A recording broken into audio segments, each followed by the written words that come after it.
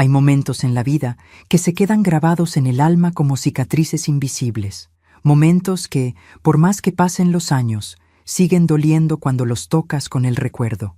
Para mí, ese momento llegó un martes por la tarde, en la sala de mi propia casa, rodeada de personas que creía conocer, pero que en realidad eran extraños con mi misma sangre. Me llamo Catalina Herrera. Tengo 64 años. Lo que voy a contarles cambiará para siempre la forma en que ven a su propia familia. Antes de contarles lo que pasó, necesito que entiendan quién era yo, quién fui durante todos esos años. Nací en un pueblo pequeño donde las mujeres aprendíamos desde niñas que la familia era lo más sagrado. Mi madre me enseñó a bordar, a cocinar, a cuidar, pero sobre todo me enseñó a amar sin condiciones. Y yo lo hice. Amé sin medida, sin preguntas, sin límites. Me casé joven con Ricardo, un hombre trabajador que soñaba con darles a nuestros hijos todo lo que él nunca tuvo. Vivimos 38 años juntos. No fuimos ricos, pero tampoco nos faltó nada. Teníamos una casa modesta en las afueras de la ciudad, un jardín donde yo cultivaba rosas blancas y 3 hijos que fueron nuestra razón de existir. Andrés, mi hijo mayor, nació cuando yo tenía 23 años. Era un niño serio, de pocas palabras, pero con una inteligencia que todos notaban. Desde pequeño fue ambicioso. Quería ser alguien importante. Estudió Derecho con una beca que conseguimos sacrificando vacaciones y lujos. Ricardo trabajaba doble turno en la fábrica.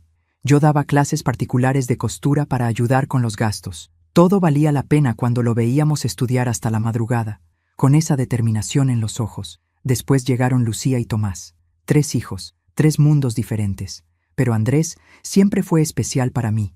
No porque lo quisiera más, sino porque sentía que necesitaba más de mi protección. Era el que menos abrazos pedía, el que guardaba sus emociones como quien guarda secretos peligrosos. Cuando Andrés se graduó, Ricardo lloró de orgullo. Recuerdo ese día como si fuera ayer. Mi esposo de pie en la ceremonia, con su traje viejo pero impecable, aplaudiendo con esas manos curtidas por el trabajo. Yo llevaba un vestido azul que había cosido especialmente para la ocasión. Éramos felices con nuestra felicidad sencilla. Los años pasaron. Andrés se convirtió en un abogado exitoso. Se casó con Valeria, una mujer de familia acomodada que nunca me miró con cariño verdadero. Siempre sentí que para ella yo era solo la suegra pobre, la mujer sin estudios que no encajaba en sus reuniones elegantes. Pero callé. Una aprende a callar muchas cosas cuando ama. Ricardo murió hace 5 años, un infarto repentino que no le dio tiempo ni de despedirse. Esa mañana había desayunado conmigo, me había besado la frente como siempre, y por la tarde ya no estaba. El dolor fue tan grande que pensé que no iba a sobrevivirlo, pero sobreviví, porque eso es lo que hacemos las mujeres como yo, sobrevivimos. Después de la muerte de Ricardo, mi vida se volvió más silenciosa. Lucía se había mudado a otra ciudad por trabajo. Tomás vivía con su familia en un barrio cercano y me visitaba cada semana. Pero Andrés se distanció. Sus visitas se hicieron esporádicas. Siempre tenía una excusa: el trabajo, los compromisos, los viajes. Yo vivía sola en la misma casa donde habíamos criado a nuestros hijos.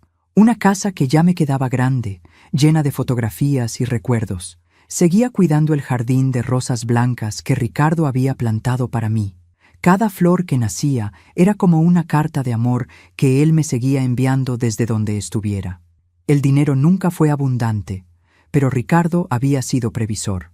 Tenía un seguro de vida modesto y algunos ahorros que había guardado en secreto durante años. Cuando murió, descubrí que había dejado exactamente $45,000 en una cuenta que yo desconocía. Una fortuna para nosotros, una pequeñez para otros.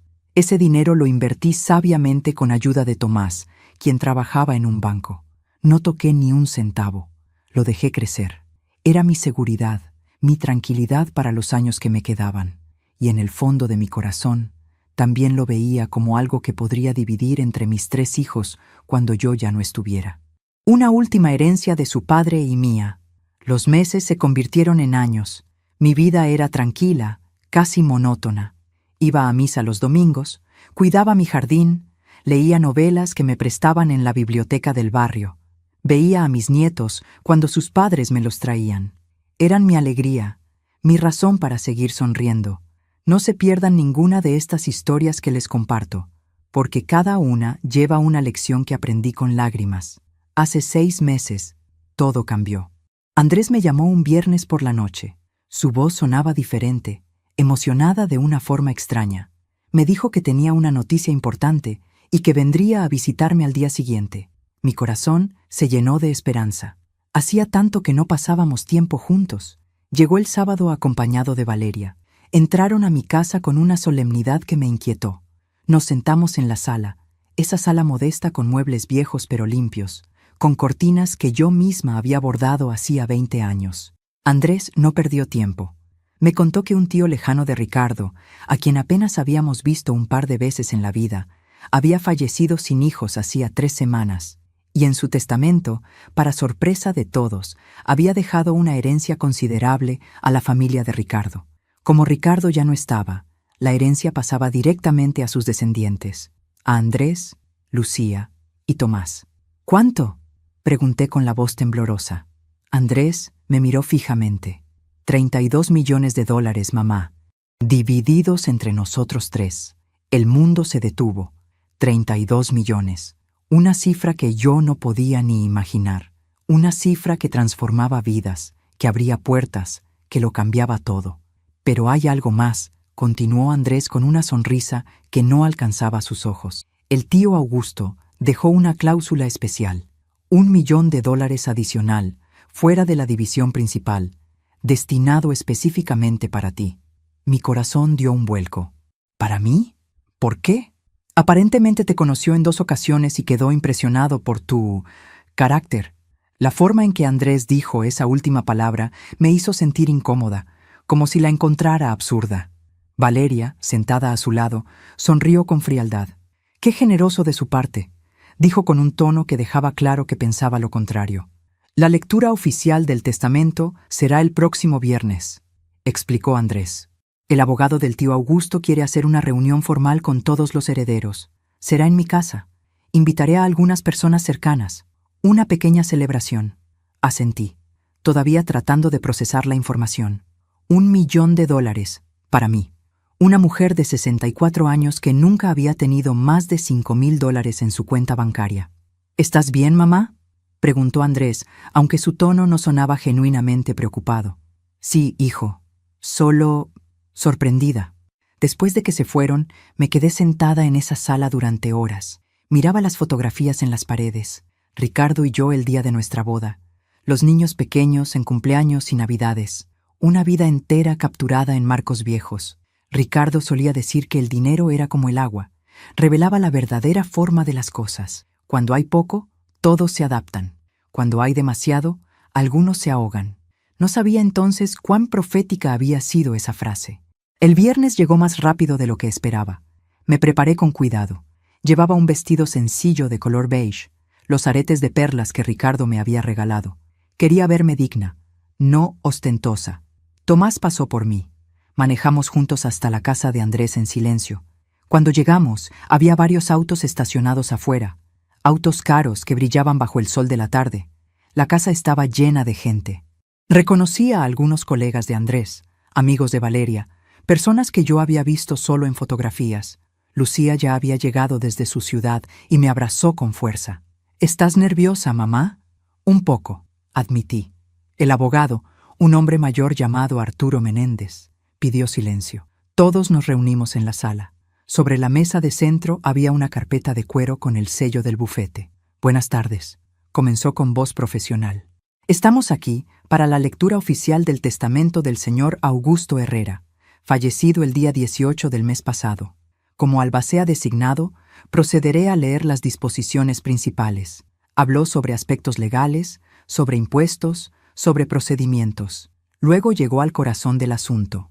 El señor Augusto Herrera dejó establecido que su patrimonio completo, valuado en $32 millones, sea dividido equitativamente entre los 3 hijos de su sobrino Ricardo Herrera, Andrés Ricardo, Lucía Isabel y Tomás Eduardo.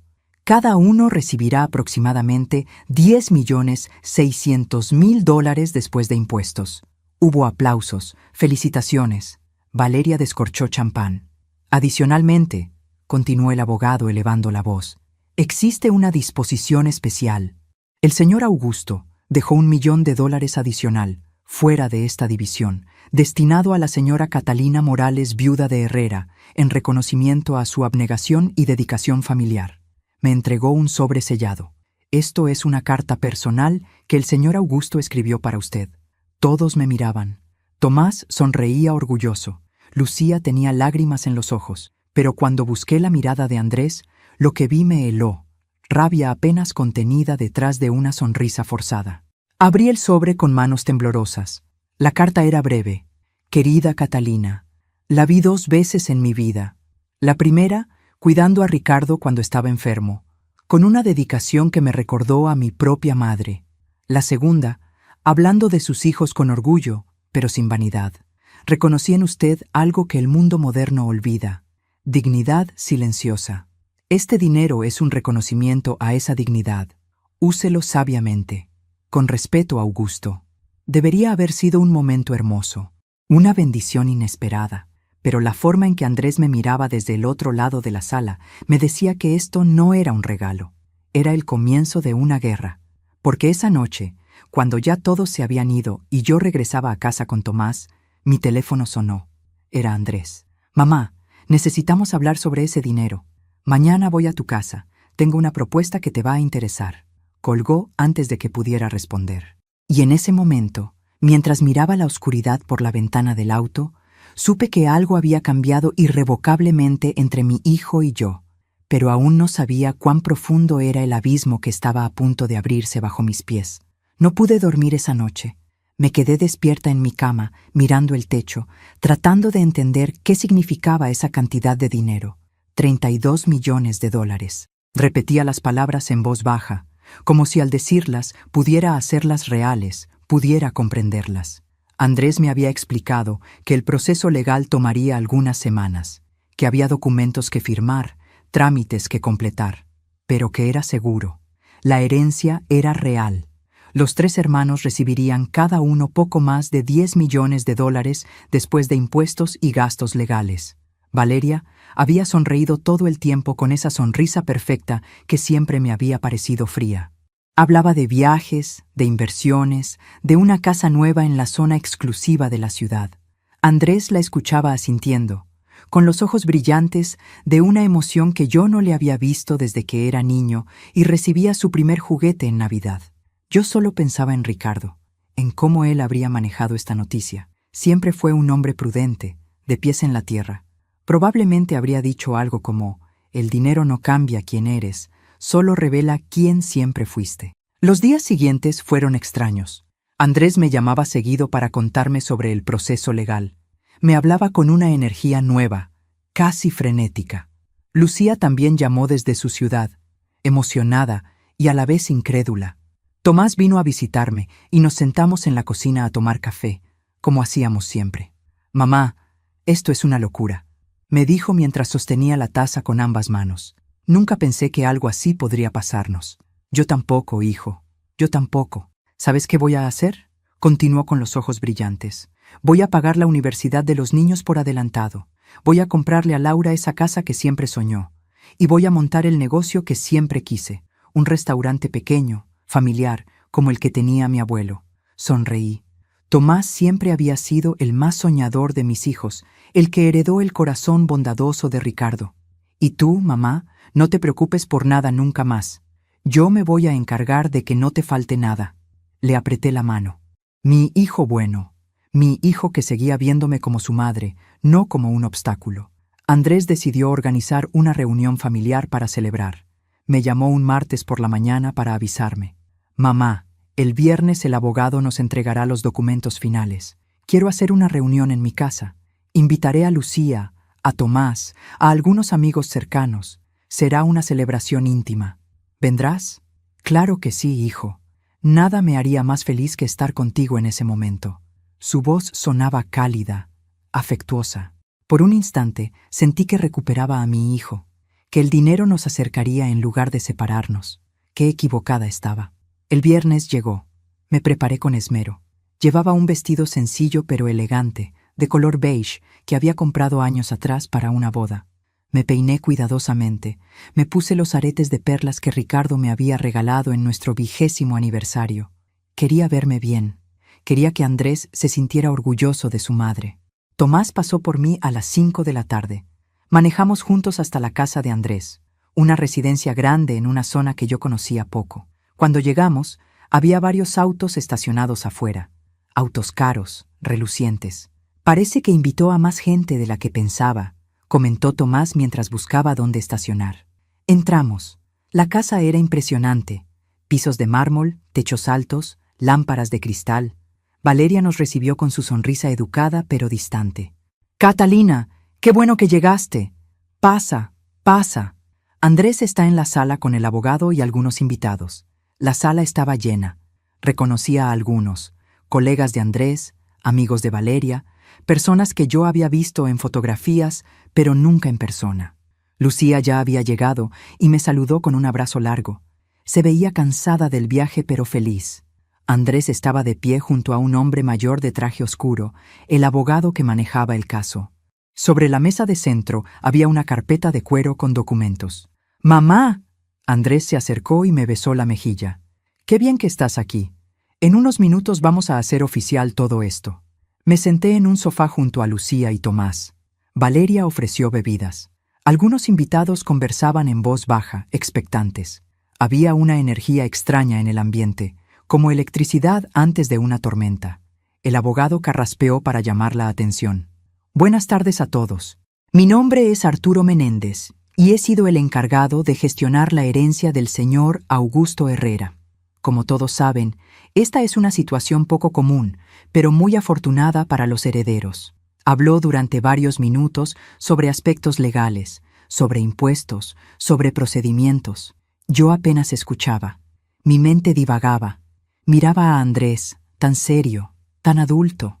Recordaba al niño que había sido, el niño que lloraba escondido cuando suspendía un examen, el niño que me abrazaba cuando tenía pesadillas. «Ahora bien», continuó el abogado, «procederé a leer los términos específicos del testamento y a entregar los documentos correspondientes a cada heredero».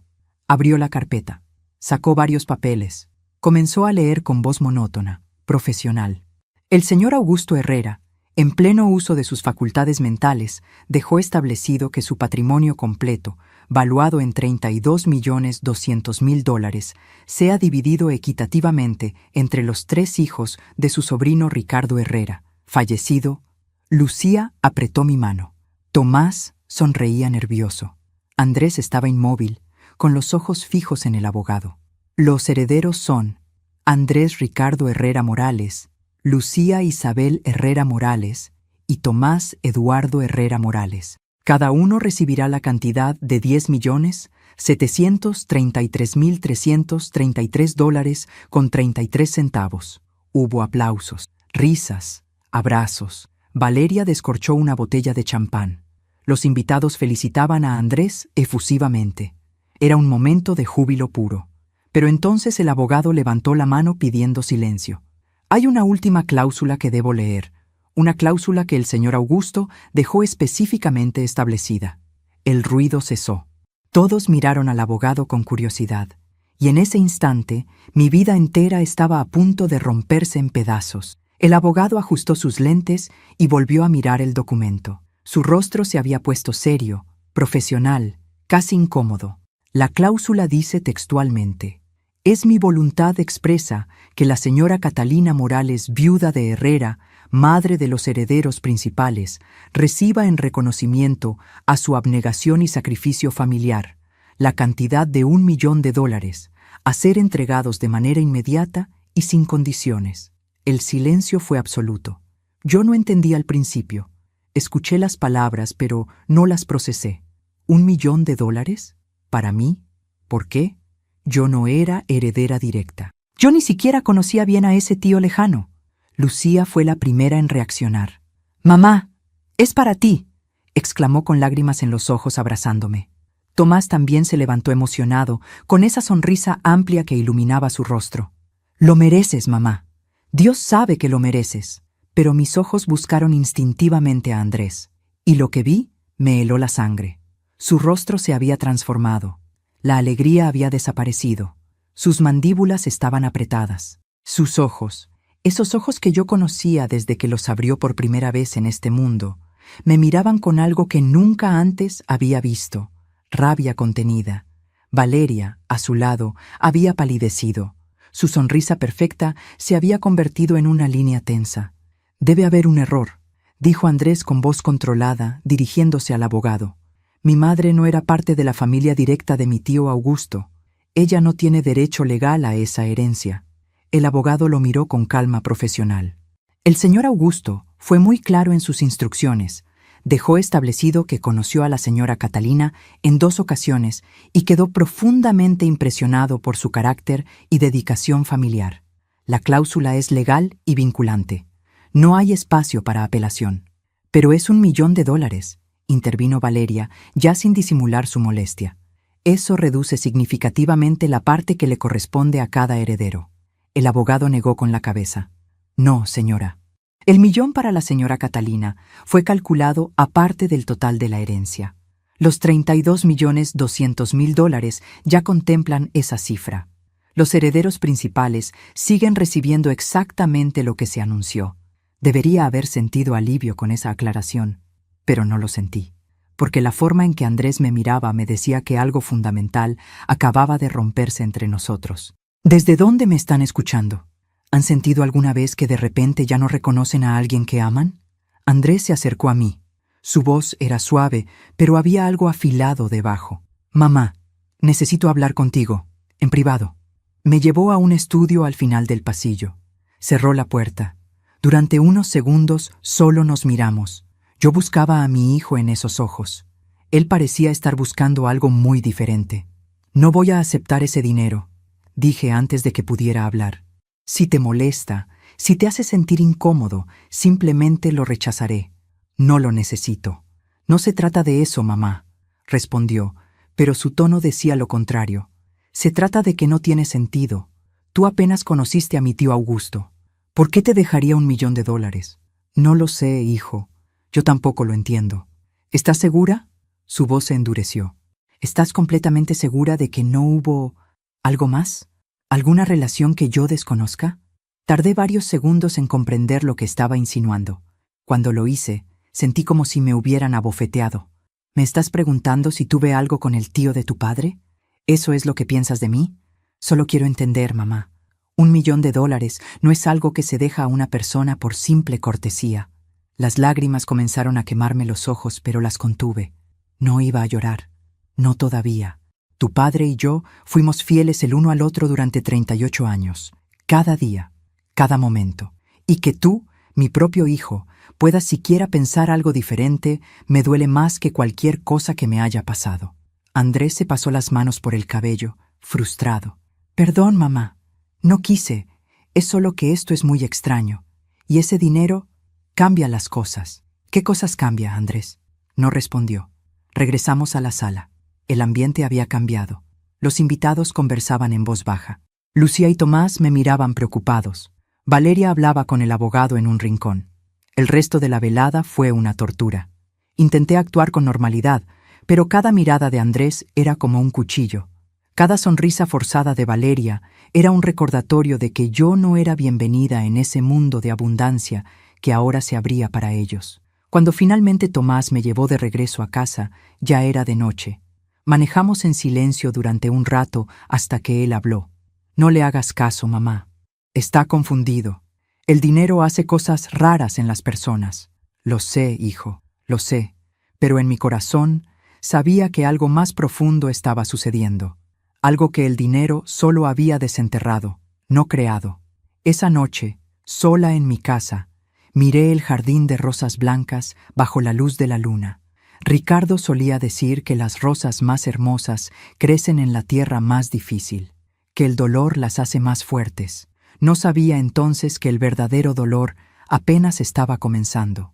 Porque 3 días después, Andrés apareció en mi puerta con una propuesta que cambiaría todo para siempre. Era lunes por la mañana. Yo estaba en el jardín, podando las rosas, cuando escuché el auto detenerse frente a mi casa. Reconocí el sonido del motor antes de verlo. Era Andrés. Se bajó con un maletín de cuero en la mano. Llevaba traje oscuro, como si viniera de la oficina, pero eran apenas las 9 de la mañana. Algo no estaba bien. «Buenos días, mamá», me saludó con una sonrisa que no llegaba a sus ojos. «Buenos días, hijo. ¿Quieres café?» «Sí, por favor». Entramos a la cocina.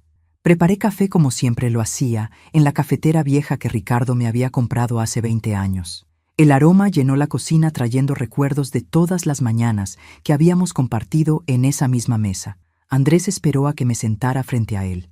Bebió un sorbo largo de café antes de hablar. «Mamá, vine a hablar contigo sobre el dinero». «Hijo, ya te dije que no voy a aceptarlo si te molesta. Puedo rechazarlo formalmente». El abogado dijo que... «No se trata de rechazarlo», me interrumpió. «Se trata de ser inteligente con él».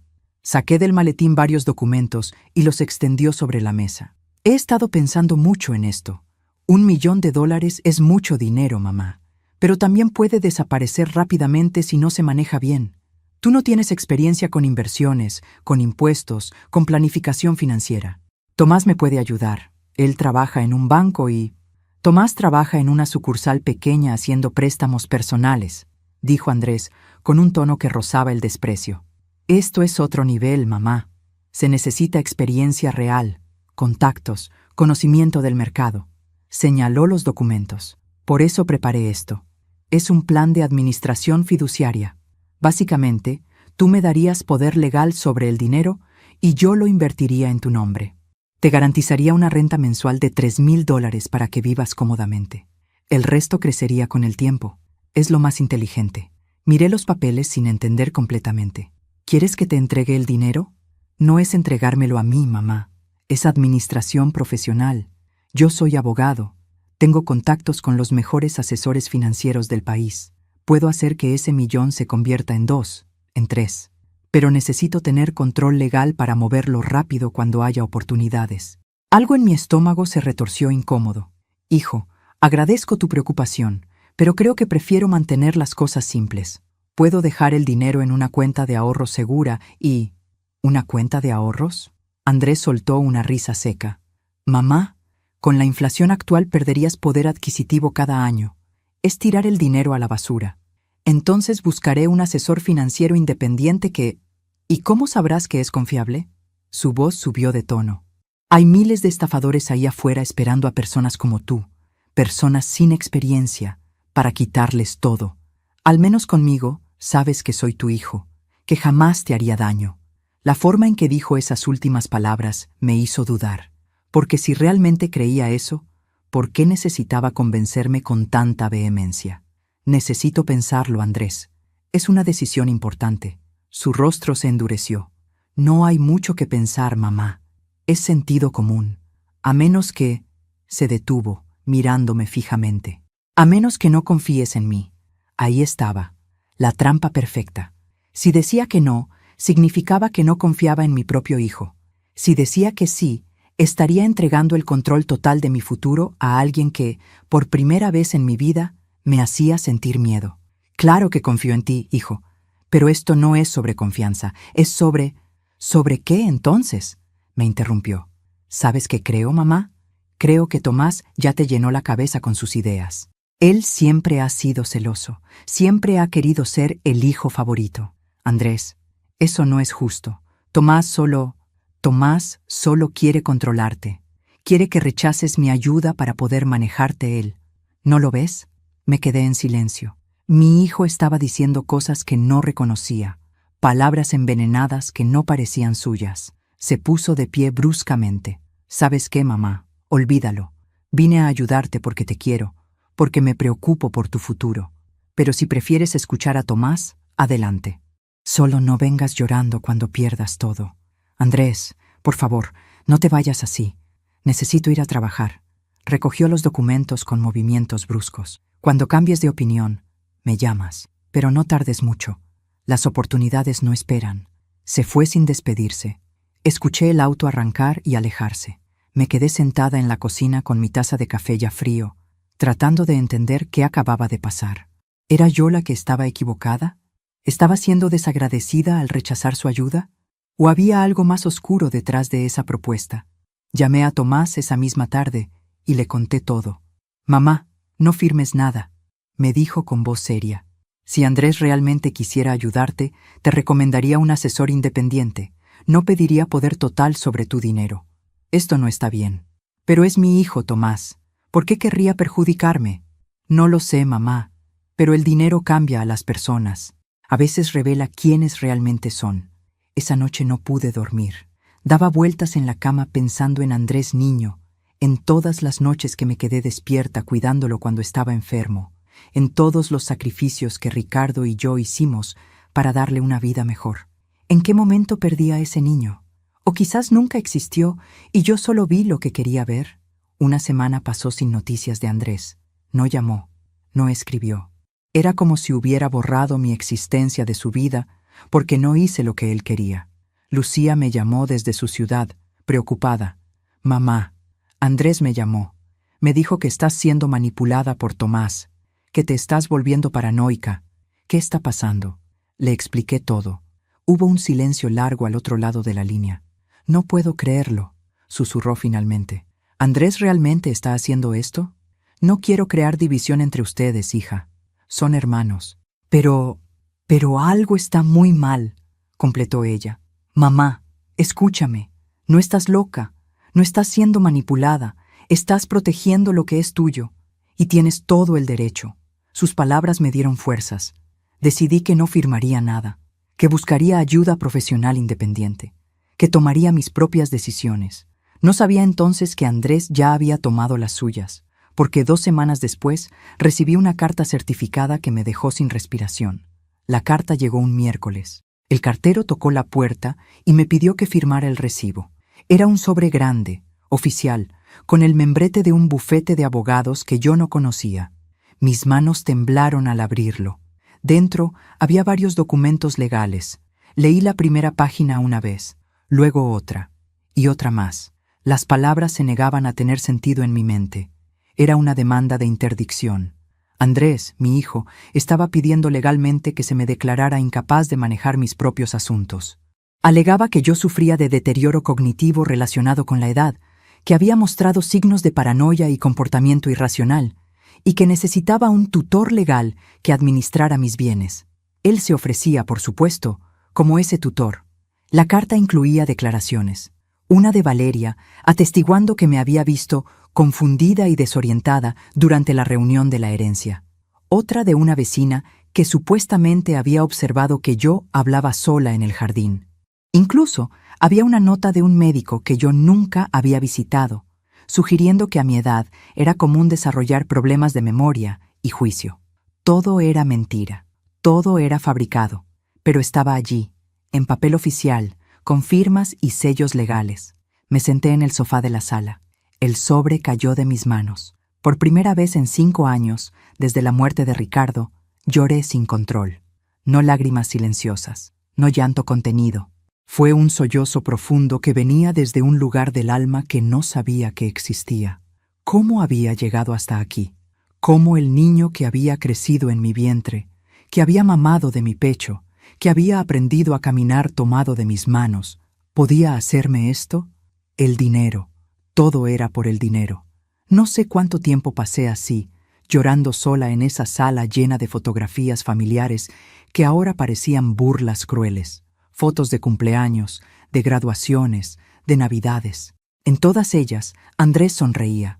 En todas ellas, yo lo miraba con orgullo maternal.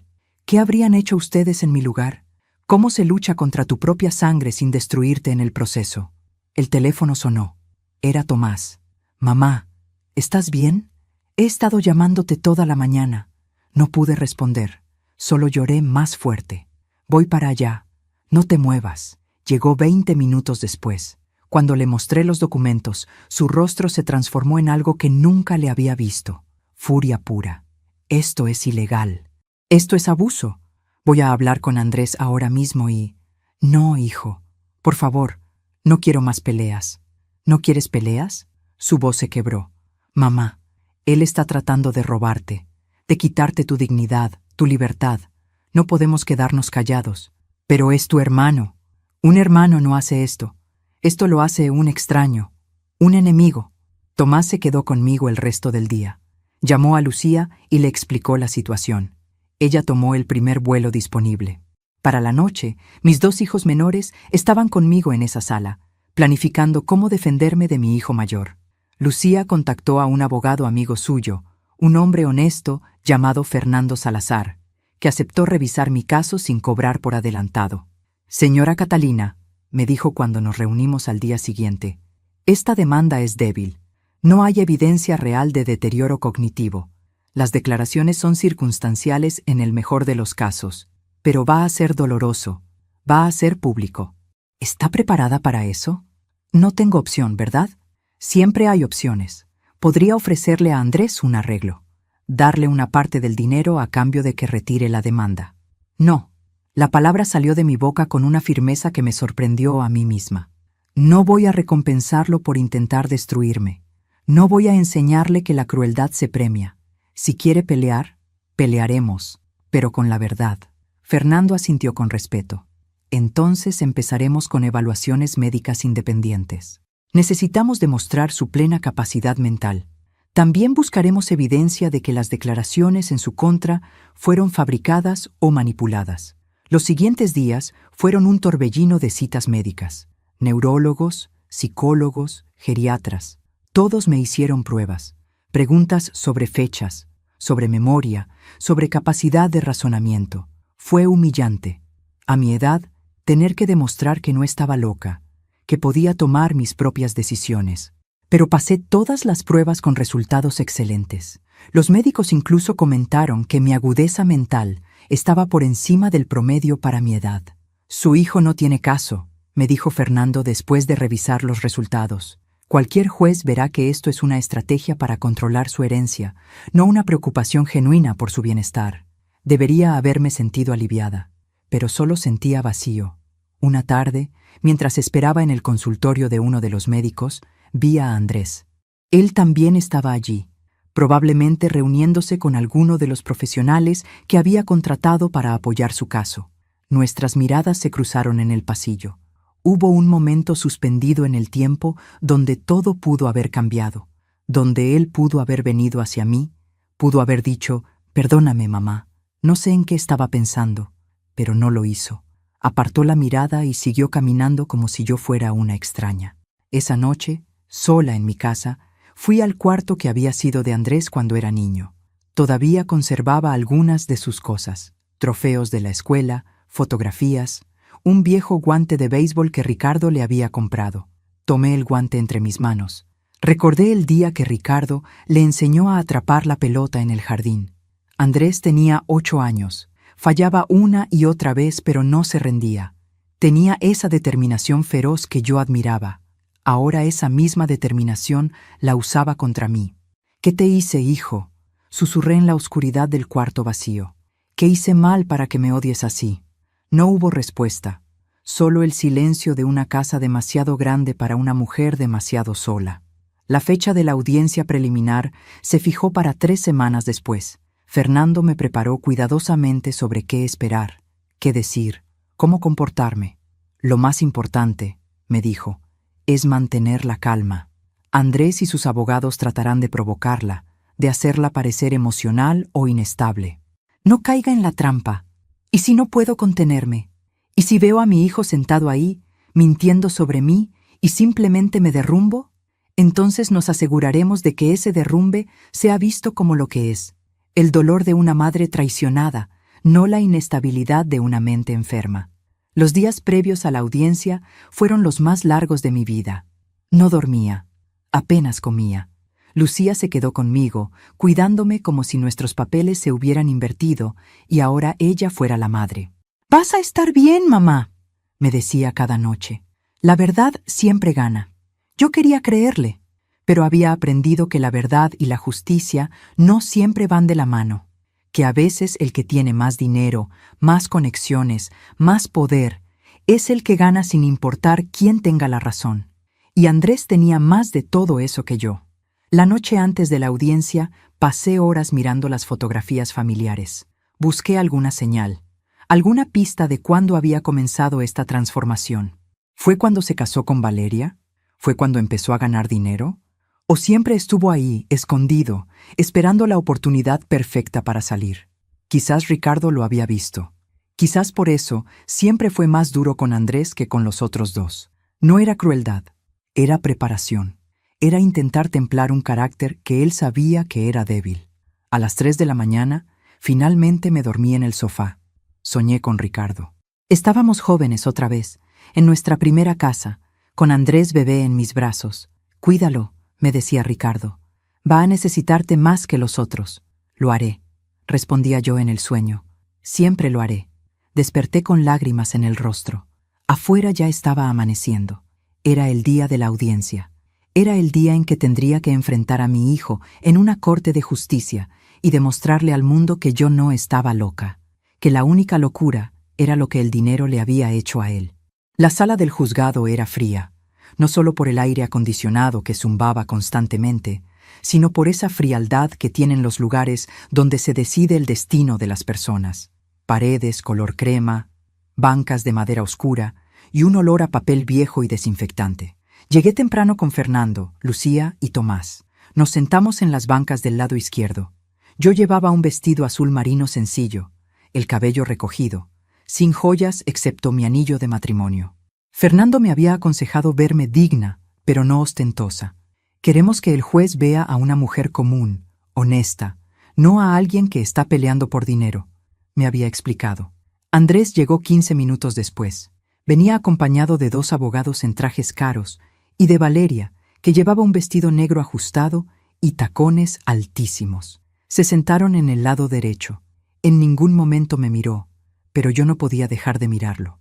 Buscaba a mi hijo en ese hombre de traje gris perfectamente planchado, con gemelos de oro en los puños, con ese aire de autoridad y confianza que había cultivado durante años. No lo encontré. El juez entró. Era un hombre mayor, de cabello completamente blanco, con lentes gruesos y una expresión de cansancio que hablaba de décadas viendo lo peor de la naturaleza humana. Caso número 4532, anunció el secretario. Andrés Ricardo Herrera. Morales contra Catalina Morales, viuda de Herrera. Solicitud de interdicción por presunta incapacidad mental. Las palabras resonaron en la sala como una sentencia. Incapacidad mental. Mi hijo estaba diciendo públicamente, legalmente, que yo estaba loca. El abogado de Andrés, un hombre delgado con voz nasal, comenzó su exposición. Habló de mi edad, de los riesgos naturales del deterioro cognitivo, de la preocupación genuina de mi hijo por mi bienestar. Usó palabras técnicas, estadísticas, referencias a casos similares. Luego llamó a su primer testigo, Valeria. Ella subió al estrado con esa elegancia estudiada que siempre había tenido. Juró decir la verdad con la mano sobre la Biblia y se sentó con la espalda perfectamente recta. «Señora Herrera», comenzó el abogado, ¿puede describir el comportamiento de su suegra durante la reunión del pasado viernes 19? Estaba confundida, respondió Valeria con voz suave, casi compasiva. No entendía claramente lo que estaba sucediendo. Tuvimos que explicarle varias veces sobre la herencia, y cuando el abogado leyó la cláusula sobre su parte, ella pareció desorientada, como si no pudiera procesar la información. Mentira. Yo había entendido perfectamente todo, pero ella lo decía con tanta convicción que casi sonaba verdadero. ¿Ha notado otros signos de deterioro?, continuó el abogado. Sí. En ocasiones repite las mismas historias como si no recordara haberlas contado antes. Olvida nombres. Mi esposo me ha comentado que a veces lo llama por el nombre de su padre fallecido. Otra mentira. Yo jamás había confundido a Andrés con Ricardo. Fernando se levantó para contrainterrogar. Señora Herrera, ¿es cierto que usted tiene un conflicto de interés en este caso? Si su esposo obtiene control sobre el dinero de su suegra, ¿no se beneficiaría usted directamente? Valeria sonrió con frialdad. Mi interés es solo el bienestar de mi suegra. El dinero es irrelevante. ¿Irrelevante? Fernando alzó una ceja. ¿No es cierto que usted y su esposo están en proceso de comprar una propiedad de $5 millones y necesitan liquidez adicional para cerrar el trato? El abogado de Andrés se puso de pie inmediatamente. Objeción. Irrelevante para el caso. El juez pensó un momento. Admitida. Señor Salazar, manténgase en el tema central. Valeria bajó del estrado con una sonrisa de satisfacción. Había plantado sus mentiras y salido ilesa. Luego declaró la vecina, la señora Marta, una mujer mayor que vivía 3 casas más allá de la mía. Juró que me había visto hablando sola en el jardín en múltiples ocasiones. Cuando Fernando la interrogó, descubrió que esa señora había recibido $2,000 de Andrés como ayuda caritativa 2 semanas antes de la demanda.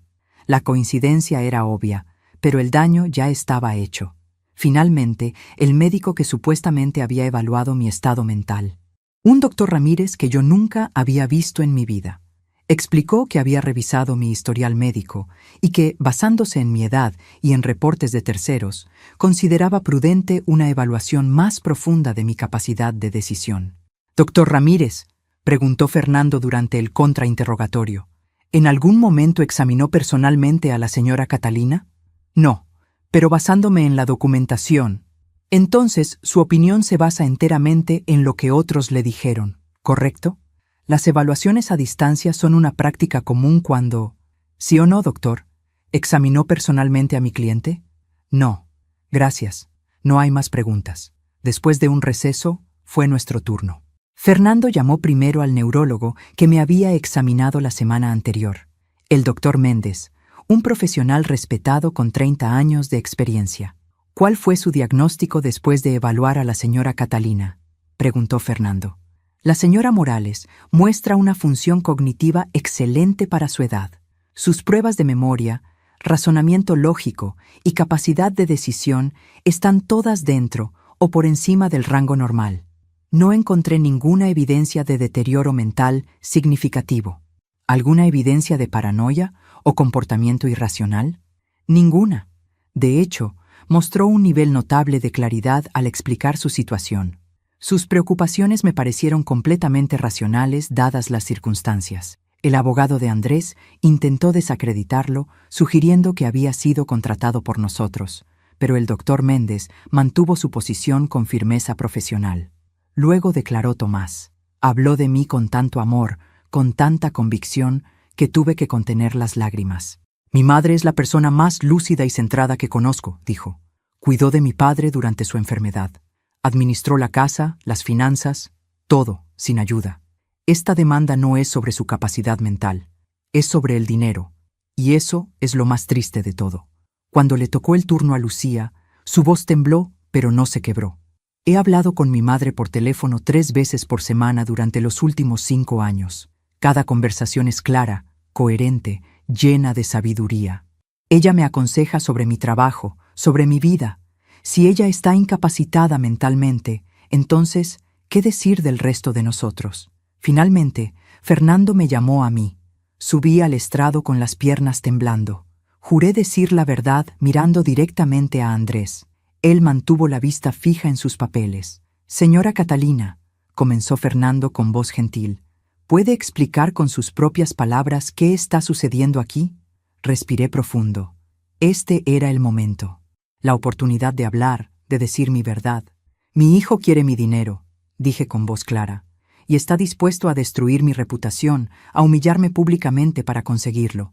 No estoy loca, no estoy confundida, estoy herida, porque el niño que crié, el niño al que di todo, prefiere verme como una mujer senil que como su madre. ¿Por qué cree que está haciendo esto? El dinero cambia a las personas, o quizás solo revela quienes siempre fueron. No lo sé. Pero sé que el Andrés que está sentado ahí no es el hijo que yo conocí. O tal vez nunca existió y yo solo vi lo que quería ver». El abogado de Andrés se levantó para interrogarme. «Señora Morales, ¿no es cierto que usted se negó a aceptar la ayuda profesional de su hijo con respecto a la administración de su herencia?» «Me negué a entregarle control total de mi dinero. Eso es diferente. ¿Y no le parece irracional rechazar la ayuda de un abogado exitoso, su propio hijo, en favor de... ¿Qué exactamente? ¿De administrar $1 millón sin experiencia alguna? No es irracional proteger lo que es mío. Lo irracional es pretender que un hijo que quiere quitarme mi autonomía está actuando por amor. ¿Está acusando a su hijo de tener malas intenciones? Estoy diciendo la verdad, y la verdad es que si él realmente se preocupara por mí, no estaríamos aquí. Estaría en mi casa, tomando café en mi cocina, hablando conmigo como madre e hijo, no arrastrándome a una corte para declararme incompetente. El abogado me hizo más preguntas tratando de hacerme parecer resentida, amargada, irracional, pero mantuve la calma. Respondí con claridad, y cuando finalmente me dejó bajar, sentí que había dicho todo lo que necesitaba decir. El juez anunció que tomaría un receso de 2 semanas para revisar la evidencia antes de emitir su fallo. Salimos del juzgado en silencio. Afuera, el sol brillaba con una intensidad que parecía cruel después de las horas en esa sala fría y oscura. Lucía me abrazó fuerte. «Estuviste increíble, mamá». «¿Lo estuve?», murmuré. «Porque no me siento increíble. Me siento destruida». Tomás tenía lágrimas en los ojos. «Vamos a ganar esto». El juez vio la verdad, pero mientras caminábamos hacia el auto, vi a Andrés y Valeria salir por otra puerta. Él hablaba por teléfono, riéndose de algo, como si esto fuera solo otro día de trabajo, como si no acabara de intentar destruir a su propia madre. Esa noche, de regreso en mi casa, me senté en el jardín bajo las estrellas. Las rosas blancas brillaban bajo la luz de la luna. Ricardo solía decir que las noches más oscuras producen las estrellas más brillantes. Necesitaba creer eso.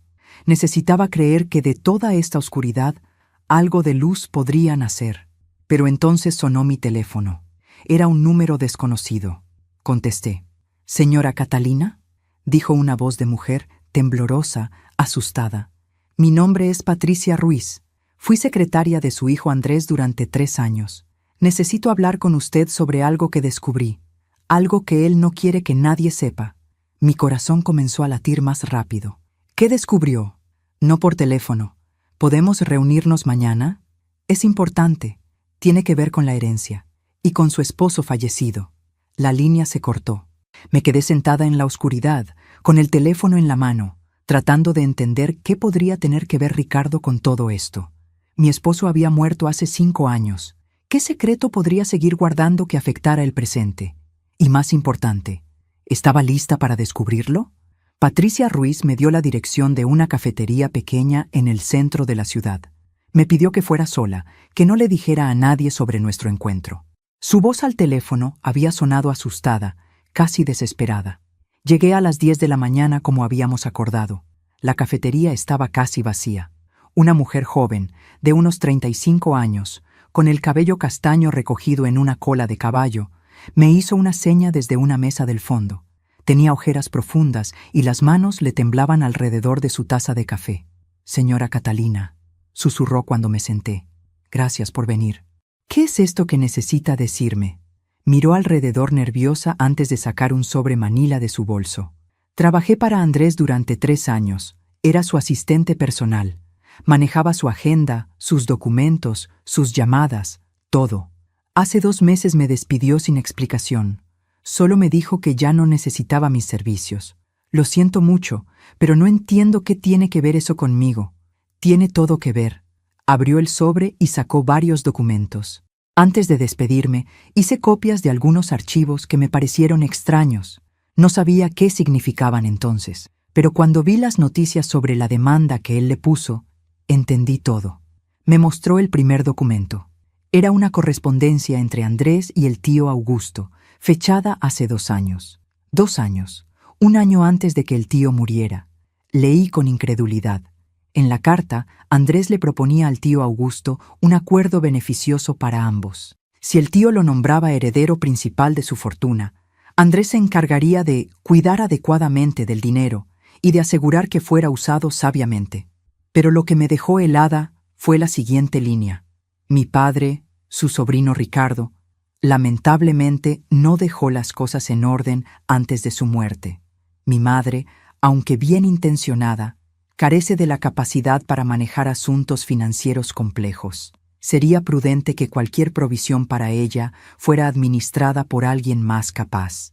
Andrés estaba planeando esto desde hace 2 años, antes de que el tío muriera, antes de que existiera siquiera una herencia. «Hay más», dijo Patricia, mostrándome otro documento. «Esta es una póliza de seguro de vida de su esposo, la que él dejó a nombre suyo». Miré el papel. Era efectivamente el seguro de vida de Ricardo. $32,000 que yo había invertido cuidadosamente. Y mire la fecha de emisión, y mire quién la tramitó. La póliza había sido emitida 3 meses antes de la muerte de Ricardo, y el agente que la había procesado era un socio de negocios de Andrés. No entiendo qué me está queriendo decir. Patricia me miró directamente a los ojos. Señora Catalina, su esposo no tenía esa póliza antes. Andrés la compró, a nombre de su padre, sin que él lo supiera. Pagó las primas durante esos 3 meses, y cuando su padre falleció repentinamente, el mundo empezó a girar. Me aferré a la mesa para no caerme. ¿Está diciendo que mi hijo? No estoy diciendo nada específico, interrumpió rápidamente. No tengo pruebas de nada criminal, pero es extraño, ¿no le parece? Comprar una póliza de seguro de vida grande para su padre, un hombre que nunca había tenido ese tipo de seguros, justo 3 meses antes de que muriera de un infarto repentino. Mi esposo tenía problemas del corazón, dije con voz débil, tratando de encontrar una explicación racional. Los médicos dijeron que el infarto fue natural.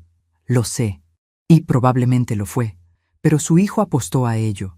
Sabía que su padre tenía el corazón débil, sabía que trabajaba demasiado, y se aseguró de que cuando lo inevitable sucediera, hubiera dinero. Dinero que él esperaba controlar. ¿Por qué me está contando esto? Porque me despidió cuando empecé a hacer preguntas, y porque sé lo que está haciendo con la demanda. Él me hizo escribir algunas de las declaraciones falsas que presentó en la corte. Me obligó a mentir. Cuando me negué a seguir haciéndolo, me amenazó.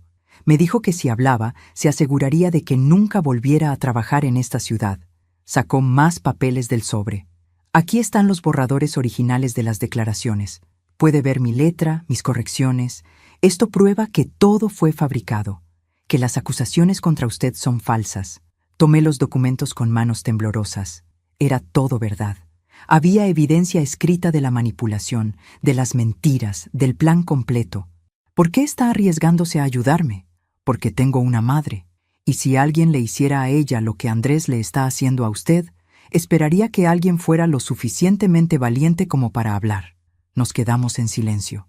Yo trataba de procesar todo. Mi hijo había planificado esto durante años. Había manipulado, mentido. Probablemente hasta había deseado la muerte de su propio padre para beneficiarse del seguro. Y ahora me estaba destruyendo a mí, porque yo era el último obstáculo entre él y el control total del dinero. ¿Qué habrían hecho ustedes en mi lugar? Susurré, más para mí misma que para Patricia. ¿Cómo se enfrenta una al monstruo en que se convirtió su hijo sin que el dolor la mate primero? Patricia apretó mi mano. Con la verdad, siempre con la verdad. Guardé los documentos en mi bolso. Le agradecí. Le prometí que la protegería cuando todo esto saliera a la luz. Ella me abrazó antes de irse, susurrando, suerte en mi oído. Salí de la cafetería en estado de shock. Caminé sin rumbo por varias cuadras, sin ver realmente nada a mi alrededor. La gente pasaba, los autos tocaban el claxon, la vida continuaba como si nada. Pero mi mundo se había destruido. Ricardo, mi Ricardo, ¿había muerto sabiendo que su propio hijo había comprado un seguro apostando a su muerte? ¿O nunca lo supo? ¿Murió en paz? ¿O murió con la sospecha de que algo no estaba bien? ¿Y yo? ¿Había sido tan ciega? ¿Tan ingenua? ¿Cómo no vi las señales? Llamé a Fernando desde un banco en un parque. Le conté todo. Hubo un silencio largo al otro lado. Esto cambia todo, dijo finalmente. Con esta evidencia, no solo ganamos el caso de interdicción. Podríamos presentar cargos por fraude, por falsificación de documentos, por... No quiero venganza. Lo interrumpí. Solo quiero que esto termine, que me dejen en paz. Catalina, con el debido respeto, ya no se trata solo de usted. Su hijo cometió varios delitos. Patricia es testigo. La evidencia es clara. Esto tiene que llegar a las autoridades. Sabía que tenía razón. Pero la idea de ver a Andrés no solo derrotado en la corte civil, sino potencialmente enfrentando cargos criminales, me desgarraba. Seguía siendo mi hijo, el niño que había cargado en mi vientre, el bebé que había amamantado, el pequeño que lloraba cuando tenía pesadillas, y solo yo podía calmarlo. ¿En qué momento ese niño se había convertido en esto? Esa tarde, Tomás y Lucía vinieron a mi casa. Les mostré los documentos. Lucía lloró. Tomás se puso pálido de furia. «Voy a matarlo», dijo, y tuvo que repetirse inmediatamente. «No, perdón, no quise decir eso. Es solo que... ¿Cómo pudo? ¿Cómo pudo hacer esto a papá? ¿A ti?» «El dinero», respondí con voz cansada. «Siempre fue por el dinero». «No», dijo Lucía secándose las lágrimas. «No es solo el dinero. Es poder, es control. Es querer ser importante sin importar a quién tenga que destruir en el camino». Fernando presentó los nuevos documentos ante el juez de manera urgente. Solicitó una audiencia inmediata. El juez, después de revisar la evidencia, accedió. La audiencia se programó para 2 días después. Esas 48 horas fueron eternas. Apenas dormí. Cuando lo hacía, soñaba con Ricardo. En los sueños, él trataba de decirme algo importante, pero yo no podía escucharlo. Se alejaba, se desvanecía, y yo me quedaba sola gritando su nombre. El día de la audiencia, la sala estaba más llena que la primera vez. Algunos periodistas habían llegado después de que se filtrara información sobre la evidencia nueva. El caso de una madre luchando contra su hijo codicioso era el tipo de historia que atraía atención. Andrés entró con su equipo de abogados. Por primera vez, vi miedo en sus ojos. Sabía que algo había cambiado. El juez llamó al orden. He revisado la nueva evidencia presentada por la defensa. Es profundamente perturbadora. Señor Herrera, miró directamente a Andrés. ¿Tiene algo que decir antes de que tome mi decisión? Andrés se puso de pie. Durante un momento pensé que se disculparía, que admitiría todo, que volvería a ser mi hijo. Pero cuando habló, su voz era fría, calculadora. Su señoría, esos documentos fueron obtenidos ilegalmente por una exempleada descontenta. No tienen validez legal. Y en cuanto a las acusaciones sobre la póliza de vida de mi padre, simplemente estaba siendo previsor. No hay nada criminal en asegurar el futuro de la familia. El juez lo miró por un largo momento. Luego negó con la cabeza. Señor Herrera, en mis 30 años en este tribunal he visto muchas cosas, pero pocas tan descaradas como esta. La demanda de interdicción queda desestimada. Su madre es completamente capaz de manejar sus propios asuntos. Más aún, estoy ordenando una investigación oficial sobre las irregularidades presentadas. Y le advierto, si descubro que ha cometido fraude procesal, enfrentará consecuencias severas. Golpeó el mazo. Había ganado. La pesadilla legal había terminado. Pero cuando miré a Andrés, vi algo en su rostro que me llenó de terror. No era derrota. No era arrepentimiento, era odio puro, y supe, en ese instante, que esto estaba lejos de terminar. Porque un hijo que es capaz de destruir a su madre en una corte es capaz de cualquier cosa. Y esa noche, cuando regresé a mi casa y encontré la puerta forzada, mi sala destrozada y una nota sobre la mesa que decía «Esto es solo el comienzo», supe que la verdadera batalla apenas comenzaba. Llamé a la policía inmediatamente.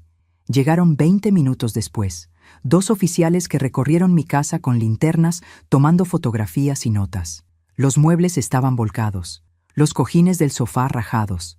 Las fotografías familiares que habían colgado de las paredes durante décadas estaban rotas en el suelo, los vidrios hechos añicos como mi corazón. Pero lo peor fue el jardín. Alguien había arrancado todas mis rosas blancas, cada una de ellas. Las había dejado tiradas sobre la tierra, marchitándose, muriendo. El jardín que Ricardo había plantado para mí, el último pedazo vivo de nuestro amor. Destruido.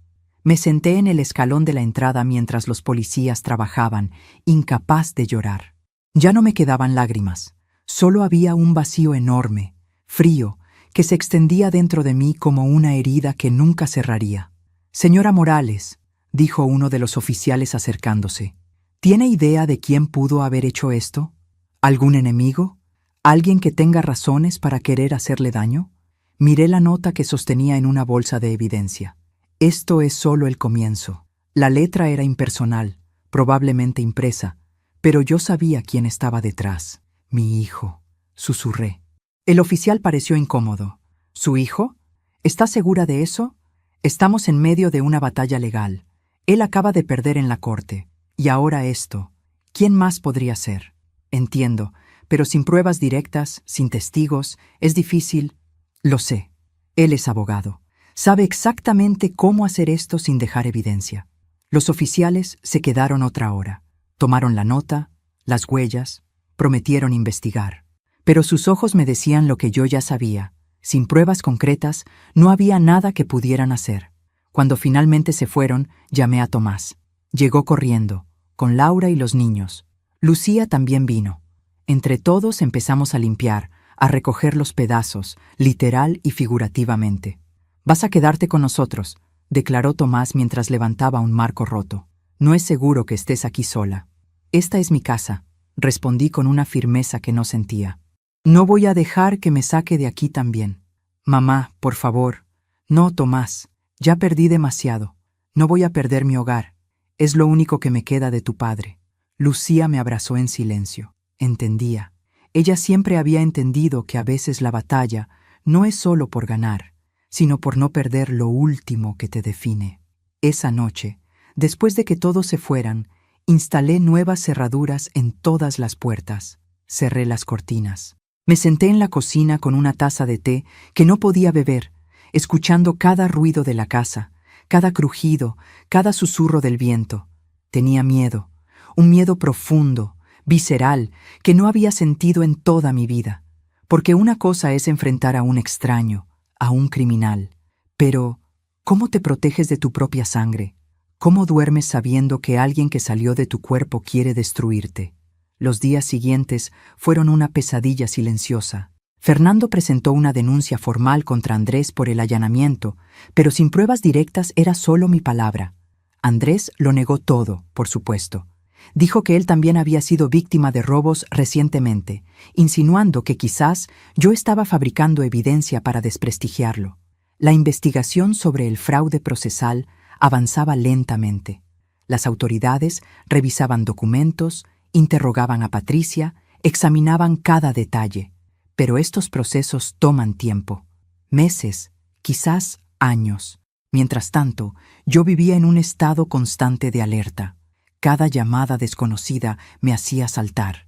Cada auto que se detenía frente a mi casa me llenaba de pánico. Dejé de salir excepto para lo esencial. El mundo se había convertido en un lugar peligroso, donde mi propio hijo acechaba en las sombras. Una tarde, 2 semanas después del allanamiento, recibí una llamada de Valeria. Su voz era dulce, casi preocupada. «Catalina, soy yo. Sé que las cosas han estado difíciles. Quería saber si estás bien». «¿Por qué me llamas, Valeria?» «Porque a pesar de todo, eres la madre de mi esposo. Y creo que todo esto se ha salido de control. Andrés no está bien. Está obsesionado con esto. Apenas duerme, apenas come. ¿Y qué quieres que haga yo al respecto? Quiero que hablemos. Tú, yo y Andrés. Como familia. Quizás podamos encontrar una solución que funcione para todos. Sin abogados, sin cortes. Solo nosotros». Cada instinto me decía que no, que era una trampa. Que Valeria nunca había sido mi amiga y no empezaría a hacerlo ahora. Pero había una parte de mí, esa parte maternal que nunca muere sin importar cuánto te lastimen, que quería creer, que quería pensar que todavía había esperanza, que mi hijo podía volver a mí. «¿Dónde?», pregunté finalmente. «En nuestra casa, este sábado a las 3 de la tarde. Solo nosotros 3. Te prometo que será civilizado». Acepté. Contra el consejo de Fernando, contra la preocupación de Tomás y Lucía, acepté ir. El sábado llegó nublado, con amenaza de tormenta. Me vestí con cuidado, como quien se prepara para una batalla. Llevaba en mi bolso una grabadora pequeña que Fernando me había dado. «Graba todo», me había dicho. «No confíes en nada». Llegué a la casa de Andrés exactamente a las 3. Valeria me recibió con una sonrisa que no alcanzaba sus ojos. La casa estaba silenciosa, demasiado silenciosa. «Pasa, por favor. Andrés está en el estudio esperándote». Caminé por ese pasillo largo hasta el estudio. La puerta estaba entreabierta. Toqué suavemente antes de entrar. Andrés estaba sentado detrás de su escritorio. Se veía diferente, más delgado, ojeras profundas, el cabello despeinado, como si realmente no hubiera dormido en semanas. «Hola, mamá», dijo sin levantarse. «Hola, hijo». Nos miramos en silencio durante un momento que pareció eterno. Busqué en sus ojos algo, Cualquier cosa que me dijera que el niño que había amado seguía ahí dentro. Valeria dice que querías hablar, dije finalmente. Sí, quiero que esto termine, mamá. Estoy cansado. Tú estás cansada. Todos estamos cansados. Entonces retira la investigación. Déjame en paz. Y todo terminará. No es tan simple. Ya se abrió una investigación oficial. No puedo detenerla aunque quisiera. Podrías decir la verdad, admitir lo que hiciste. Se rió sin humor. ¿La verdad? ¿Cuál verdad, mamá? ¿Que trabajé toda mi vida para salir de la pobreza en la que crecimos? ¿Que me sacrifiqué, estudié, me partí el lomo para ser alguien? Y ahora, cuando finalmente tengo la oportunidad de asegurar mi futuro, de darle a mi familia lo que merecen, ¿tú te interpones en mi camino? Yo no me interpuse en nada. Tú fuiste el que... Tú rechazaste mi ayuda. Su voz se elevó. Cuando vine a ofrecerte administrar tu dinero, cuando quise protegerte, me rechazaste. Me hiciste quedar como un monstruo frente a Tomás y Lucía. Yo no quería tu protección. Quería mi libertad, mi dignidad. ¿Dignidad? Se puso de pie, sus manos apretadas sobre el escritorio. ¿Sabes cuántas veces de niño fui a la escuela con zapatos rotos porque no había dinero para unos nuevos? ¿Cuántas veces escuché a otros niños burlarse de mí porque mi ropa era de segunda mano? ¿Y sabes por qué pasaba eso, mamá? Tu padre trabajaba todo lo que podía. Yo también. Hacíamos lo mejor que... No era suficiente, nunca fue suficiente. Y juré que cuando tuviera la oportunidad, nunca volvería a pasar por eso, que tendría todo lo que se me negó. Y ahora que lo tengo al alcance de la mano, ¿quién aparece? Mi propia madre, con su $1.000.000 que ni siquiera sabe qué hacer con él, bloqueando mi camino. Finalmente lo vi, finalmente entendí. Todo este tiempo había pensado que era el dinero lo que lo había cambiado, pero no. El resentimiento había estado ahí desde siempre, la amargura de una infancia que él percibía como pobre, como insuficiente. Ricardo y yo habíamos dado todo lo que teníamos, pero para Andrés nunca había sido suficiente.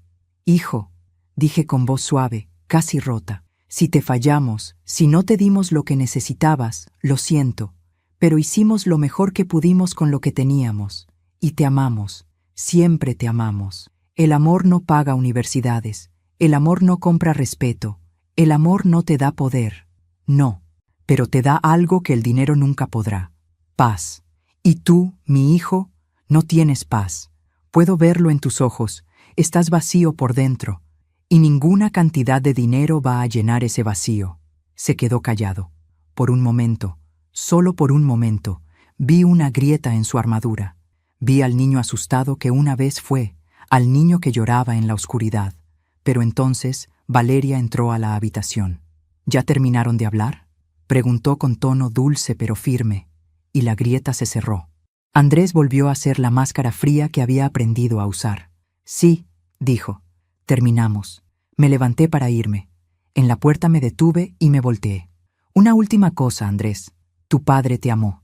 Cada día de su vida trabajó pensando en ti, en tus hermanos. Sacrificó su salud, su tiempo, su vida, para que ustedes tuvieran oportunidades. Y si estuviera aquí ahora, viendo lo que te has convertido, se rompería el corazón. Pero no está aquí, ¿verdad, mamá? Está muerto. Y los muertos no opinan sobre cómo vivimos. Salí de esa casa sabiendo que había perdido a mi hijo para siempre, que el Andrés que yo había conocido, si alguna vez existió, se había ido. Y en su lugar quedaba un extraño con su rostro, con su voz, pero sin su alma. Manejé de regreso a casa bajo la lluvia que finalmente había comenzado a caer. El cielo lloraba las lágrimas que yo ya no podía derramar. Pero cuando llegué y vi a Tomás y Lucía esperándome en mi puerta, preocupados, amorosos, supe algo fundamental. Había perdido un hijo, pero todavía tenía 2, y ellos valían todo el dolor del mundo. Esa noche, mientras revisaba la grabación de la conversación con Andrés, escuché algo que me había perdido en el momento. Al final, cuando ya me iba, había susurrado algo tan bajo que apenas se escuchaba. Perdóname, mamá. Tan bajo que quizás ni él mismo se dio cuenta de que lo había dicho. Y en ese susurro casi inaudible, encontré la verdad que había estado buscando todo este tiempo. Ese susurro se convirtió en mi obsesión durante las siguientes semanas. Lo escuchaba una y otra vez en la grabación. Perdóname, mamá. 3 palabras que significaban que en algún lugar, enterrado bajo capas de resentimiento y ambición, todavía quedaba algo del niño que había amado. Pero la vida no se detiene mientras uno busca respuestas. La investigación oficial sobre el fraude procesal avanzaba. Patricia había testificado formalmente, presentando toda la evidencia que me había mostrado. Otros empleados de Andrés comenzaron a hablar también, ahora que alguien había roto el silencio. Fernando me llamó un martes por la mañana con noticias. Catalina, la fiscalía va a presentar cargos formales contra Andrés. Fraude procesal, falsificación de documentos. Podría enfrentar hasta 5 años de prisión si lo declaran culpable. Mi corazón se apretó. 5 años. Mi hijo en una cárcel durante 5 años. ¿Hay alguna forma de evitarlo? Pregunté con voz débil. Podría llegar a un acuerdo. Confesar, devolver el dinero que gastó en la demanda falsa, aceptar servicio comunitario, suspensión de su licencia de abogado por un tiempo. Pero tendría que admitir públicamente lo que hizo. Y tendría que disculparse. ¿Crees que lo hará? Honestamente no lo sé. El Andrés que conocí en esa corte es demasiado orgulloso para admitir derrota. Pero yo conocí a otro Andrés, el que había susurrado, «Perdóname», cuando pensaba que nadie lo escuchaba, y decidí hacer algo que quizás era una locura. Le escribí una carta, a mano, en el papel de carta que guardaba para ocasiones especiales. Me tomó toda una tarde encontrar las palabras correctas. Andrés, hijo mío, sé que nunca fuimos lo que esperabas. Sé que nuestra pobreza te avergonzaba, que nuestros límites te frustraban. Y lamento profundamente si en algún momento te hicimos sentir que no eras suficiente tal como eras. Pero necesitas entender algo fundamental. El dinero que tanto anhelas no va a llenar el vacío que sientes. Todavía hay tiempo, hijo. Todavía puedes elegir quién quieres ser. Tu padre te está mirando desde donde esté, y yo, a pesar de todo, sigo siendo tu madre. Y las madres nunca dejan de amar, incluso cuando el amor duele tanto que crees que va a matarte. La puerta de mi casa siempre estará abierta para ti, pero tienes que atravesarla como el hombre que realmente eres, no como la máscara que has aprendido a usar. Con amor eterno, mamá. La envié por correo certificado a su oficina. No esperaba respuesta, solo necesitaba que supiera que todavía había un camino de regreso si lo quería tomar. Pasaron 3 semanas sin noticias. Luego, una mañana, Fernando me llamó con urgencia. «Catalina, necesitas venir a mi oficina. Ahora. Ha pasado algo». Llegué en 30 minutos. Fernando estaba en su escritorio con varios documentos frente a él y una expresión grave. «Siéntate», dijo. «Esto va a ser revelador». Me senté, el corazón latiéndome fuerte. La investigación descubrió algo que cambia todo. Algo que Andrés ocultó deliberadamente cuando actuó como albacea del testamento de su tío Augusto. ¿Qué cosa? El testamento que se leyó en aquella reunión era legítimo. Los montos, las distribuciones, todo era correcto. Pero había documentos adicionales, anexos al testamento. Documentos que Andrés, como albacea, tenía la obligación legal de presentar y nunca lo hizo. Me pasó una carpeta gruesa. Estos son los documentos que Patricia encontró en los archivos de Andrés. Son las instrucciones completas del tío Augusto sobre cómo debía manejarse la herencia. Abrí la carpeta. El primer documento era una carta larga del tío Augusto dirigida a sus herederos. «Queridos sobrinos, les dejo esta fortuna no como un fin, sino como un medio. Durante mi vida trabajé arduamente y acumulé riqueza, pero me di cuenta demasiado tarde de que el dinero sin propósito es solo papel. Por eso establezco las siguientes condiciones para esta herencia. Los 32 millones que les dejo deben usarse de la siguiente manera. 20 millones serán destinados a crear la Fundación Educativa Ricardo Herrera, en honor a mi sobrino fallecido. Esta fundación otorgará becas completas a estudiantes de familias de bajos ingresos. Los 12 millones restantes se dividirán entre ustedes 3, pero con una condición. Deberán trabajar juntos en la administración de la fundación durante un mínimo de 5 años, demostrando que pueden honrar la memoria de su padre con unidad familiar y servicio comunitario. Si alguno se niega a participar, perderá su parte, que será redistribuida entre los otros 2. El millón adicional para Catalina Morales es incondicional, en reconocimiento a su carácter y dedicación. Confío en que ella lo usará sabiamente. Las lágrimas comenzaron a caer por mi rostro. Andrés sabía esto, dije con voz temblorosa. Sí, confirmó Fernando. Como albacea, recibió todos estos documentos del notario del tío Augusto. Tenía la obligación legal de compartirlos con todos los herederos, pero deliberadamente los ocultó. ¿Por qué? Porque si presentaba las instrucciones completas, no recibiría 10 millones para él solo. Recibiría solo 4 millones y tendría que dedicar 5 años de su vida a trabajar en una fundación para familias pobres. Exactamente el tipo de vida que él había pasado décadas tratando de dejar atrás. Me mostró más documentos. Hay más. Aquí hay emails entre Andrés y el tío Augusto de hace 2 años, cuando el tío todavía estaba vivo. Andrés le escribió varias veces pidiéndole que lo nombrara albacea del testamento. Le dijo que él era el único con experiencia legal suficiente para manejar un patrimonio tan grande. Leí los emails con horror creciente. Andrés había cultivado una relación con el tío específicamente para posicionarse como albacea. Había sido estratégico, calculador, paciente. ¿El tío Augusto sospechaba algo?, pregunté. Mira esta última carta. Fernando me pasó un sobre amarillento. La escribió una semana antes de morir y la dejó sellada con instrucciones de que solo se abriera si surgían problemas con la ejecución del testamento. Abrí el sobre con manos temblorosas. La letra del tío Augusto era temblorosa, pero clara. Si están leyendo esto, es porque algo salió mal con mi testamento. Sospecho que Andrés, a quien nombré albacea por su experiencia legal, podría intentar manipular mis instrucciones. Es un joven ambicioso, y la ambición sin valores es peligrosa. Por eso dejé copias de todos los documentos con mi abogado personal y con el notario. Si Andrés oculta algo, búsquenlas. Mi verdadera voluntad era crear una fundación que honrara no la riqueza, sino el carácter, como el carácter de Ricardo, que trabajó toda su vida con dignidad, y como el carácter de Catalina, que amó sin condiciones. Que este dinero sirva para crear más personas así, no para alimentar la codicia. Me cubrí la cara con las manos. El tío Augusto había sabido. Había visto en Andrés exactamente lo que yo me había negado a ver durante tanto tiempo. Catalina, dijo Fernando suavemente, esto es fraude testamentario. Es un delito federal grave. Andrés no solo ocultó información, sino que como albacea tenía una posición de confianza que violó deliberadamente. Podría enfrentar 10 años de prisión, no 5. ¿Y qué pasa con la herencia ahora?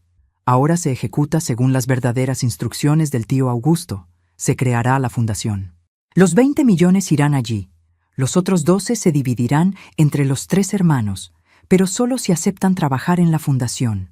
Si Andrés se niega o es declarado culpable criminalmente, su parte se divide entre Lucía y Tomás. Y mi millón, tu millón, era incondicional. Es completamente tuyo, sin importar qué pase con el resto. Me quedé en silencio, procesando todo.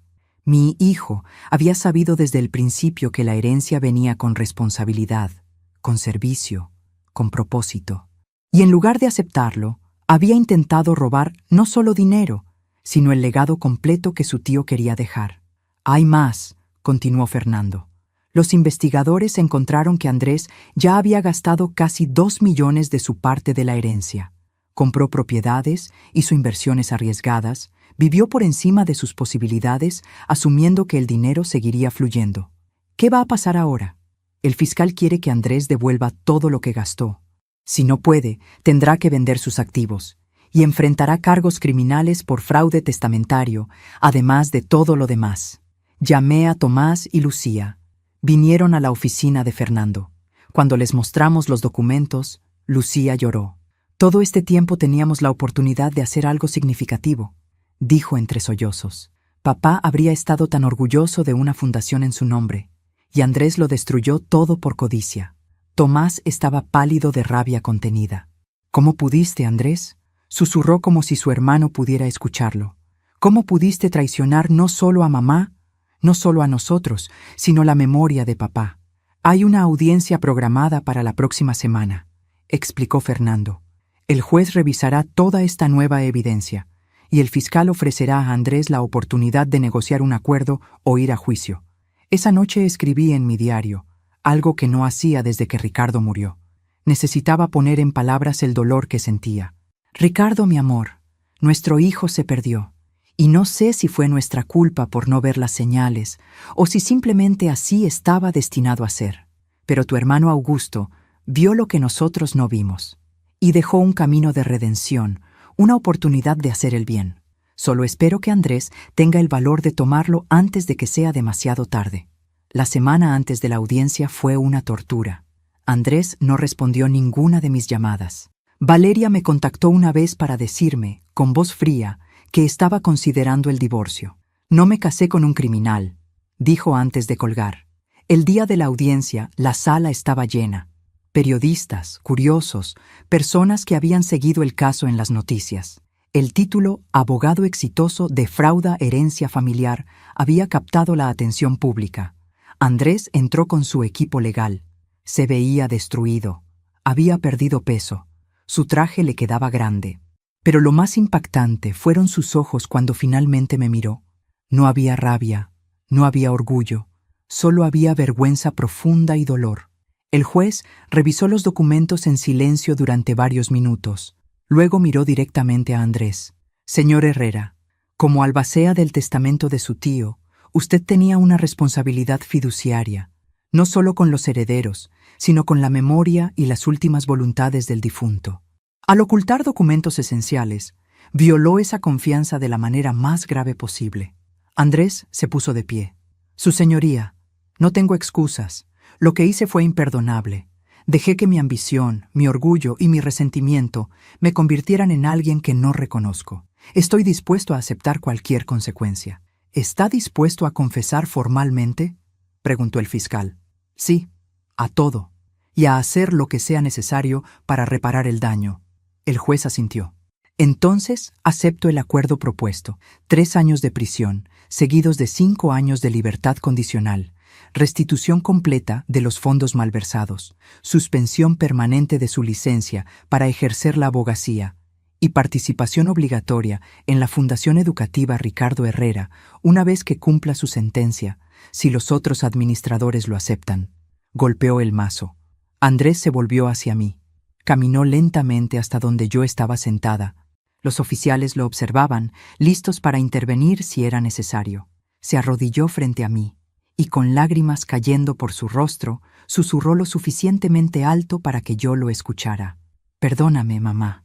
El tío Augusto vio lo que yo no podía ver, que el verdadero regalo no era el dinero, sino la oportunidad de honrar a papá. Y lo destruí todo. Lo destruí porque tenía miedo de no ser suficiente, de volver a ser el niño pobre con zapatos rotos. Pero al tratar de escapar de eso, me convertí en algo mucho peor. Puse mi mano en su cabeza, como cuando era pequeño y tenía pesadillas. Ya no se trata de perdonarte, hijo. Se trata de que aprendas a perdonarte a ti mismo y de que honres la memoria de tu padre de la forma que él habría querido. No con dinero mal habido, sino con servicio, con humildad, con amor. Los oficiales se lo llevaron. Lucía y Tomás vinieron a abrazarme. Los 3 lloramos juntos, no solo por el hermano que habíamos perdido temporalmente, sino por el padre que nunca vería lo que su legado había provocado. Pero también lloramos con esperanza, porque el tío Augusto, en su sabiduría, había dejado más que dinero.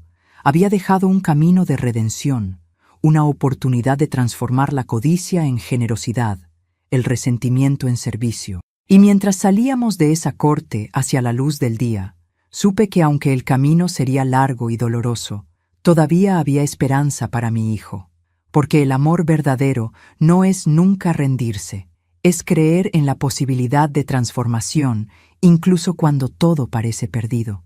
Y yo, Catalina Herrera, madre de 3 hijos, viuda de un hombre bueno, nunca dejaría de creer en esa posibilidad. Nunca. 1 año y medio ha pasado desde aquel día en la oficina del fiscal. 1 año y medio de silencio, reflexión y reconstrucción. No fue fácil, la sanación nunca lo es, pero a veces las heridas más profundas son las que nos enseñan las lecciones más importantes. Andrés cumplió 8 meses de su sentencia antes de ser transferido a un programa de trabajo comunitario por buen comportamiento. Lo visité 2 veces durante ese tiempo. No hablamos mucho. Nos sentábamos frente a frente en esa sala fría de visitas, sosteniéndonos las manos a través de la mesa, y eso era suficiente. A veces el silencio dice más que 1000 palabras. La Fundación Educativa Ricardo Herrera se estableció oficialmente 6 meses después de que se resolvió el caso. Tomás, Lucía y yo trabajamos juntos en su creación. Decidimos que otorgaría becas completas a estudiantes de familias de bajos ingresos, que demostraran no solo excelencia académica, sino también carácter moral y compromiso con sus comunidades. Lucía dejó su trabajo en la ciudad y se mudó de regreso para dirigir la fundación a tiempo completo. Tenía un don para esto, para ver potencial donde otros veían limitaciones. Tomás manejaba las finanzas con la prudencia que había heredado de Ricardo. Y yo, a mis 64 años, me convertí en la cara pública de la fundación. Daba charlas en escuelas, hablaba con padres, compartía mi historia. Al principio me aterraba. No era una mujer educada formalmente. No tenía títulos universitarios ni credenciales impresionantes. Solo tenía mi vida, mi experiencia, mi dolor convertido en sabiduría. Pero descubrí que eso era exactamente lo que la gente necesitaba escuchar. No teorías académicas sobre valores familiares, sino la verdad cruda y honesta de una madre que había visto a su hijo perderse en la oscuridad y luchó para ayudarlo a encontrar la luz otra vez. En una de esas charlas, conocí a una mujer llamada Elena. Tenía 58 años, 2 años menor que yo. Después de mi presentación, se acercó con lágrimas en los ojos. Mi hija no me habla hace 3 años, me confesó. Discutimos por dinero, por herencias, por cosas que ahora parecen tan insignificantes. Después de escucharla hoy, me di cuenta de que todavía no es demasiado tarde, que mientras haya vida, hay esperanza de reconciliación. La abracé, y en ese abrazo entendí algo fundamental. Mi dolor había servido para algo. Mi historia, por devastadora que fuera, tenía el poder de sanar a otros, de darles esperanza cuando la habían perdido. Andrés salió finalmente después de cumplir su sentencia completa de 1 año. Insistió en no pedir liberación anticipada. «Necesito pagar lo que debo», me dijo durante una de mis visitas. No por la ley, sino por mí mismo. El día que salió, yo estaba esperándolo afuera con Tomás y Lucía. No con pancartas ni celebraciones. Solo estábamos allí, su familia, diciéndole sin palabras que no estaba solo.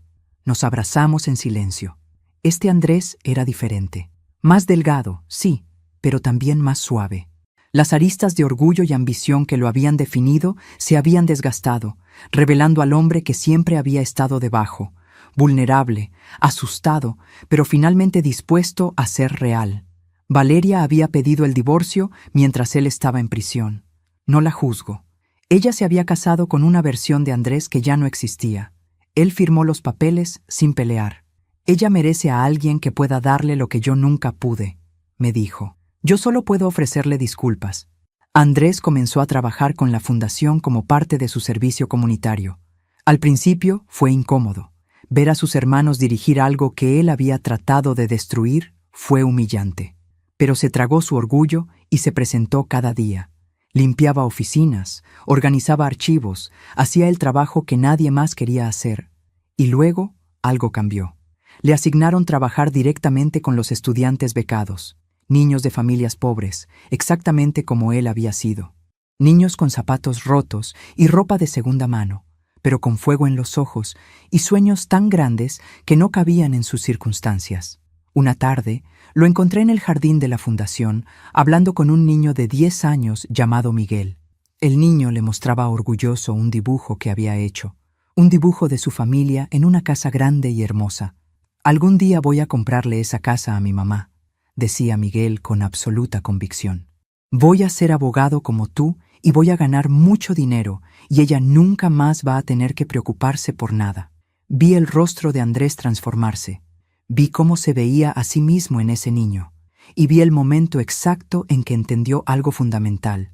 Después, cuando Miguel se fue, Andrés se acercó a mí. «Ese niño soy yo hace 30 años», dijo con voz suave. lleno de ambición, de resentimiento disfrazado de determinación. Y si alguien no lo ayuda a entender que el éxito sin valores es solo una forma bonita de fracaso, va a terminar exactamente donde yo terminé. Entonces ayúdalo, respondí. Enséñale lo que tú aprendiste. Pero no con palabras, hijo, con acciones, con ejemplo. Y eso fue exactamente lo que hizo. Andrés se convirtió en mentor. No del tipo que da conferencias sobre principios morales, sino del tipo que se sienta con un niño a hacer tarea, que le enseña que está bien pedir ayuda, que le muestra que la verdadera fortaleza es la vulnerabilidad, no la máscara. Los niños lo adoraban, porque veían en él no perfección, sino redención. Y eso es mucho más poderoso. Hace 3 meses, en el aniversario de la fundación, Andrés dio su primer discurso público desde su liberación. Habló honestamente sobre sus errores, sobre la codicia que lo había consumido, sobre el dolor que había causado, y terminó diciendo algo que me hizo llorar de orgullo. Mi padre era un hombre simple que trabajaba en una fábrica. Mi madre era una mujer sin educación formal que cosía para otros, y durante toda mi juventud los vi como insuficientes. Ahora, después de perderlo todo, entiendo que ellos tenían la única riqueza que importa: integridad. Y pasaré el resto de mi vida tratando de honrar ese legado que desprecié. La audiencia se puso de pie. No fue una ovación por su elocuencia, sino por su honestidad, por su valor de pararse frente a todos y admitir su fracaso. Después, en privado, me abrazó y susurró: «Gracias por no rendirte conmigo, mamá. Cuando yo me rendí contigo, cuando te traicioné de la peor manera posible, tú no me traicionaste a mí. Me diste consecuencias, sí, pero nunca dejaste de amarme». Y ese amor fue lo que finalmente me salvó. El amor de una madre no tiene condiciones, le dije. Puede dolernos, puede rompernos, pero nunca muere, porque ustedes no son solo mis hijos, son pedazos de mi alma caminando por el mundo. Y si un pedazo de tu alma se pierde, harás lo que sea para encontrarlo de nuevo. Hoy, mientras escribo estas últimas palabras de mi historia, estoy sentada en mi jardín. Las rosas blancas han vuelto a crecer. Tomás y Andrés las replantaron juntos hace 6 meses. No son las mismas rosas que Ricardo plantó, pero son hermosas de una manera diferente. Más fuertes quizás, porque nacieron de tierra que conoció la destrucción. Mis 3 hijos vienen a cenar cada domingo. Es nuestra tradición nueva. Cocinamos juntos, reímos juntos, a veces lloramos juntos, hablamos de papá, de los viejos tiempos, de los nuevos sueños. Ya no hay secretos entre nosotros, ya no hay máscaras. Andrés todavía tiene años de trabajo por delante. La redención no es un destino, es un camino, pero está caminándolo con honestidad, con humildad, con corazón abierto. Y eso es todo lo que una madre puede pedir. He aprendido que el dinero revela quiénes somos realmente. Para algunos, revela generosidad. Para otros, codicia. Pero lo más importante que aprendí es que no importa lo que revele. Siempre hay oportunidad de cambiar, de elegir ser mejores, de convertir el dolor en propósito. Si mi historia ayuda, aunque sea a una sola madre a abrir los ojos, a una sola familia a sanar sus heridas, a un solo hijo perdido a encontrar su camino de vuelta, entonces cada lágrima, cada noche sin dormir, cada rosa arrancada, habrá valido la pena.